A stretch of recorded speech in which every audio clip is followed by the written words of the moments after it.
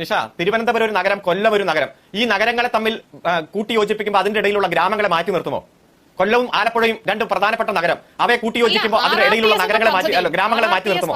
അതായത് ഈ കേരളം തമ്മിൽ കൂട്ടി യോജിപ്പിച്ചുകൊണ്ടുള്ളതാണ്, അല്ലാതെ എല്ലാ ഗ്രാമങ്ങളിലും ഇവൻ പൊട്ടനാണ് മുതലാളി. എല്ലാ ഗ്രാമങ്ങളെയും കണക്ട് ചെയ്ത് പോകുന്നതല്ലെന്നാണ് കേട്ടോ ഞാൻ മനസ്സിലാക്കിയിരിക്കുന്നത്. RRTS നഗരങ്ങളെ, ചെറു നഗരങ്ങളെ തമ്മിൽ മെട്രോയുമായി അടക്കം കൂട്ടി യോജിപ്പിച്ച് പോകുന്നതാണ്.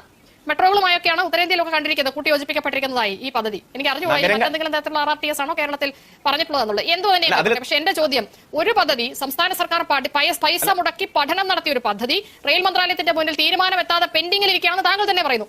അങ്ങനെയുള്ളപ്പോൾ എന്തിനാണ് വീണ്ടും ഒരു 100 കോടി മാറ്റി വെച്ച് മറ്റൊരു പഠനത്തിനായി പോകുന്നത്, പുതിയ പദ്ധതി പ്രഖ്യാപിക്കുന്നത്?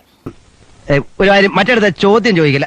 15/1/2021 യൂണിയൻ ഫിനാൻസ് മിനിസ്റ്റർ തന്നെയാണ് ബഹുമാനപ്പെട്ട കേരളത്തിന്റെ മുഖ്യമന്ത്രിക്ക് കത്തയച്ചത്. ആ കത്ത് തുടങ്ങുന്നത് തന്നെ ഡിയർ ശ്രീ പിണറായി വിജയൻ ജി എന്ന് പറഞ്ഞുള്ള കത്ത് ഞാൻ അങ്ങേക്ക് അയച്ചു തരാം. ആ കത്തിൽ ഇതുമായി ബന്ധപ്പെട്ടുകൊണ്ട് കൃത്യമായി ലാൻഡ് അക്വിസിഷൻ പ്രോസസ്സുമായിട്ട് മുന്നോട്ട് പോകാനാണ് പറഞ്ഞിരിക്കുന്നത്. അതിനുശേഷം 2021 ഫെബ്രുവരി 1 ആ പ്രോജക്റ്റുമായി ബന്ധപ്പെട്ടുള്ള കാര്യങ്ങളെല്ലാം അതായത് കൃത്യമായി പറയാം, ഒരു തരത്തിലും ഈ പദ്ധതി 2025 ഡിസംബറിൽ, അതായത് ഏറ്റവും പുതിയ കണക്കാണ് 2025 ഡിസംബറിൽ ഈ കഴിഞ്ഞ സെഷനിൽ പാർലമെന്റിൽ ഇത് സംബന്ധിച്ച ചോദ്യം ലോക്സഭയിൽ വന്നു.